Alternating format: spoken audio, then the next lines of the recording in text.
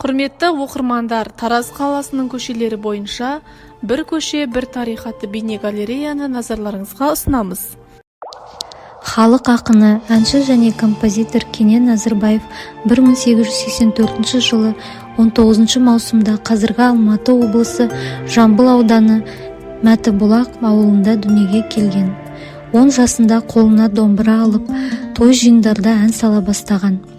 11 жасында өзінің тұңғыш әні «Рей қойымды», 13 жасында атақты Бозторғайды шығарды. Халықтың көңілін елең еткізген бұл ән тез арада бүкіл қазақ даласына тарады. Бала Кененнің аты қырғыз қазаққа мәлім бола бастады. Жасөспірім әншіні Боз даланың Бозторғайы деп атады. Ақынның бозбала шағында 16-17 жасында шығарған Көкшолақ әні Кененнің даңқын арттыра түсті. Өмірдің қысастығы мен кедейлікке ашынған, содан құтылар жол іздеген жас ақынның бұлқынған жүрегі еді бұл. 1904 жылы атақты қырғыз манабы Шәбден Батырдың астында өзінің «Көпшілік тыңда әнімді» деген әнін шығарды. 1904 жылы атақты қырғыз манабы Шәбден Батырдың астында өзінің «Көпшілік тыңда әнімді» деген әнін шығарды. Осы жиында Жамбыл, Құлманбет, Қатаған, Қалмырза сынды өлең жырының дүлдүлдерін көрді. 1914 жылы Арқаның атақты әншісі Балуан Шолақ өзінің ата жұрты Жетісуға келеді. Ел аралап жүріп Қордай жеріне келгенде атағы бүкіл Жетісу жеріне мәлім Кенен ақынды алдыртып әнін тыңдайды. Қасына ертіп жүріп өзінің әндерін үйреткен. Бұл менің балуанды екінші рет көруім дейтін. Осы жолы Балуан Шолақтың 12 әнін өз аузынан үйренгенін айтады. Кенен жалынды күрескер ақын. 1916 жылы Әли Нұрғожаев бастаған халық көтерілісіне қатысты.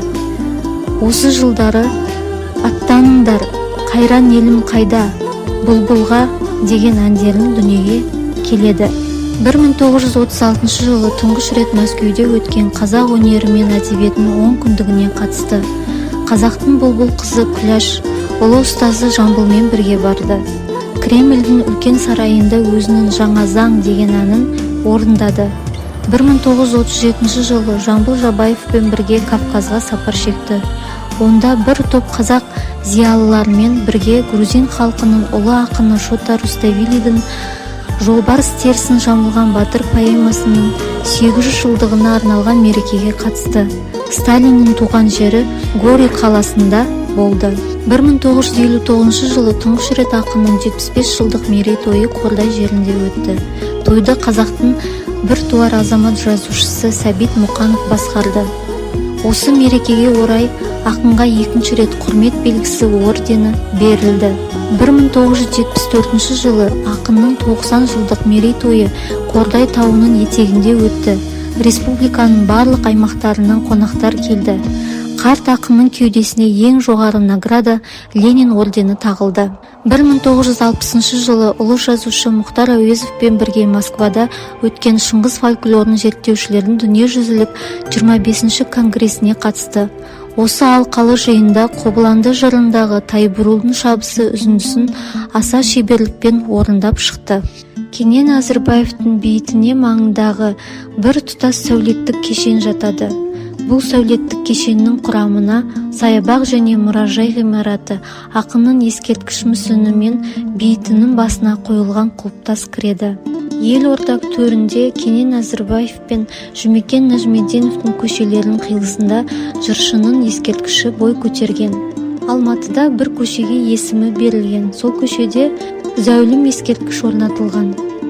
Кенен Әзірбаев өмірде де өнерде де қайталана бермейтін құбылыс.